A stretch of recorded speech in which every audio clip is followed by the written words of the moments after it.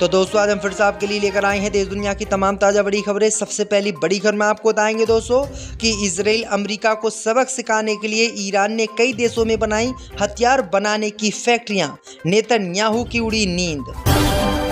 Gaza पट्टी पर Israel का कब्जा तय, 10 लाख फिलिस्तीनियों को खाली करने का दिया आदेश, मुस्लिम देशों ने उड़ाई नेतन्याहू की नींद। चिराग पासवान को लग सकता है बड़ा झटका, बीजेपी जेडीयू में सीट शेयरिंग लगभग तय, चिराग पासवान को दे सकते हैं ये 20 सीटें। हूती विद्रोहियों के हमले से इजराइल गुस्से से लाल हुआ, राजधानी सना पर दागी मिसाइलें, आसमान में छाया धुआं। वोटर अधिकार यात्रा के दौरान राहुल गांधी को दरभंगा में रात ठहरने की नहीं मिली इजाजत, उठाना पड़ा बड़ा कदम। नेपाल को इस्लामिक राष्ट्र बनाना चाहता है पाकिस्तान का दोस्त तुर्की, कुरान पढ़ाने के लिए भेजा करोड़ों रुपए। तो दोस्तों सभी खबरों को आपको एक एक कर बताने वाले हैं, वीडियो को लाइक कर चैनल को सब्सक्राइब कर दें। इससे भी बढ़ तो दोस्तों अगली खबर की ओर, तो इजराइल को सबक सिखाने के लिए ईरान ने कई देशों में बनाई हथियार बनाने वाली फैक्ट्री, नेतन्याहू की उड़ी नींद।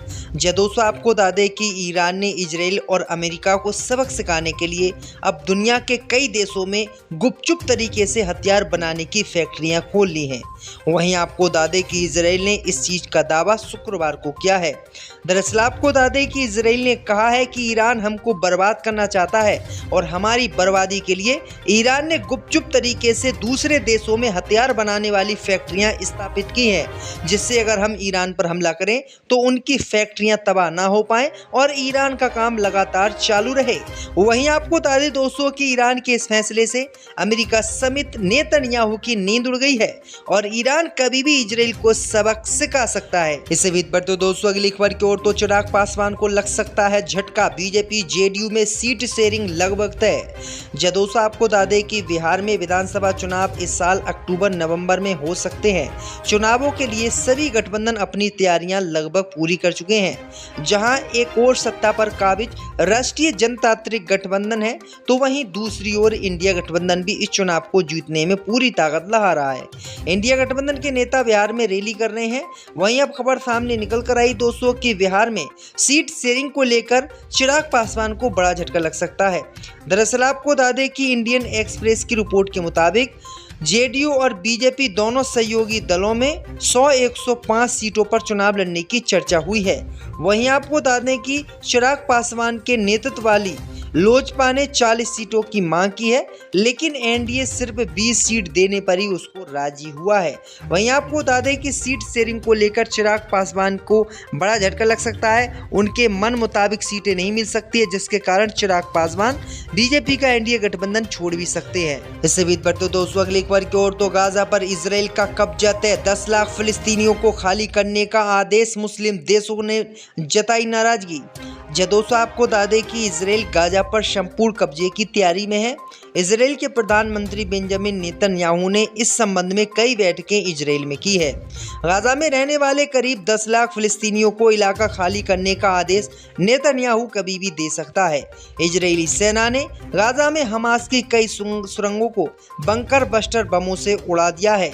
इजराइल के प्रधानमंत्री बेंजामिन नेतन्याहू ने कहा है कि 10 लाख जो आबादी गाजा पट्टी में है फिलिस्तीनियों की, उन फिलिस्तीनियों को वहां से हटाया जाएगा और वहां पर पूर्ण रूप से यहूदियों को बसाया जाएगा। वहीं आपको बता दें कि इजराइल के इस फैसले का मुस्लिम देशों ने विरोध किया है।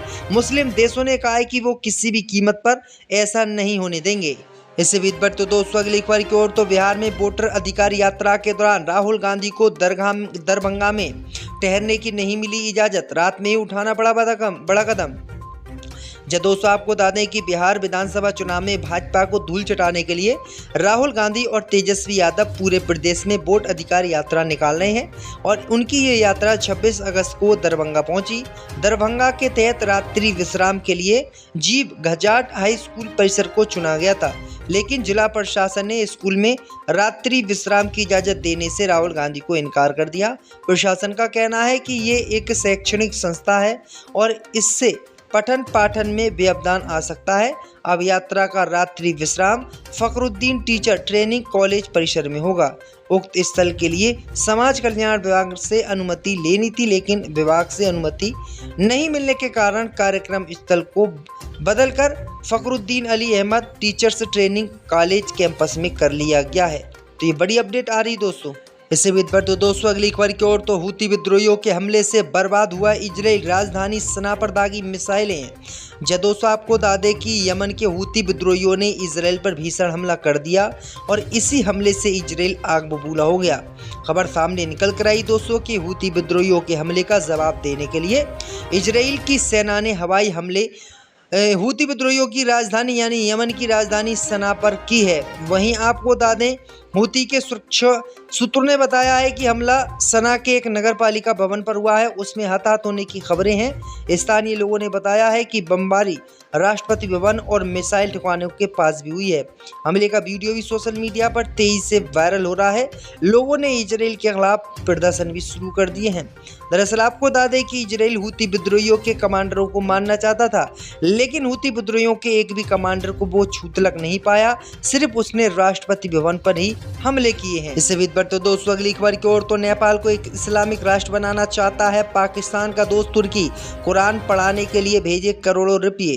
दोस्तों आपको बता दें कि नेपाल के करीब दर्जन भर शहरों में विदेशों से मिलने वाले फंड को लेकर छापेमारी जारी है। जांच में सामने आया है कि कुछ विदेशी देश नेपाल में डेमोग्राफी को बदलने के लिए गरीब और अनाथ हिंदू बच्चों को बरगला रहे हैं। नेपाली मीडिया रिपोर्ट के मुताबिक बिना वैध वर्क परमिट के किशोरों को कुरान पढ़ाने वाले विदेशी नागरिकों का पता चलने के बाद कई शहरों में छापे मारे गए हैं। उनके नेटवर्क का पता लगाया जा रहा है। नेपाली अधिकारियों ने ललितपुर के हॉस्टलों पर छापेमारी की है, जो Himalaya education and welfare society से जुड़े थे। वहीं आपको बता दें कि जांच में पता चला है कि तुर्की काफ़ी पैसा नेपाल के मुसलमानों के लिए भेज रहा है। सालाना करीब 25 मिलियन नेपाली रुपया तुर्की भेज रहा है नेपाल के लिए। वहीं आपको बता दें कि तुर्की नेपाल में गरीब बच्चों के लिए कुरान शरीफ पढ़वाने के लिए पैसे भेज रहा है और उनकी शिक्षा करा रहा है। लेकिन अब नेपाल की सरकार ने जो है इन पर डेमोग्राफी बदलने का आरोप लगाया है। अब देखना ये होगा कि दोस्तों तुर्की आगे क्या कार्रवाई या क्या बयान देता है। का रात्रि विश्राम फखरुद्दीन टीचर ट्रेनिंग कॉलेज परिसर में होगा।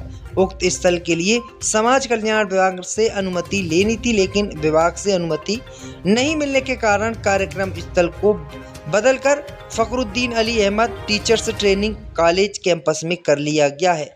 तो ये बड़ी अपडेट आ रही दोस्तों। इससे भी तो दोस्तों अगली खबर की ओर तो हूती विद्रोहियों के हमले से बर्बाद हुआ इजराइल, राजधानी सना पर दागी मिसाइलें हैं। दोस्तों आपको बता दें कि यमन के हूती विद्रोहियों ने इजराइल पर भीषण हमला कर दिया और इसी हमले से इजराइल आग बबूला हो गया।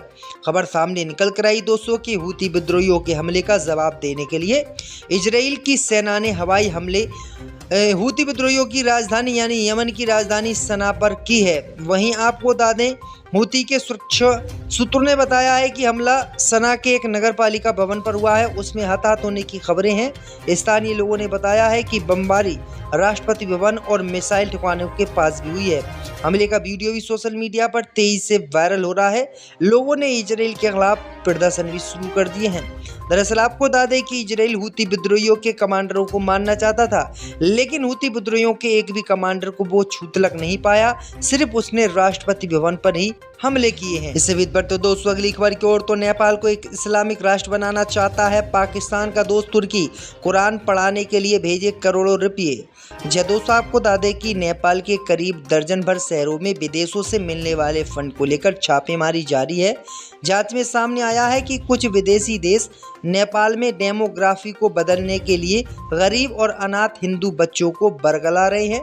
नेपाली मीडिया रिपोर्ट के मुताबिक बिना वैध वर्क परमिट के किशोरों को कुरान पढ़ाने वाले विदेशी नागरिकों का पता चलने के बाद कई शहरों में छापे मारे गए हैं। उनके नेटवर्क का पता लगाया जा रहा है। नेपाली अधिकारियों ने ललितपुर के हॉस्टलों पर छापेमारी की है, जो Himalaya education and welfare society से जुड़े थे।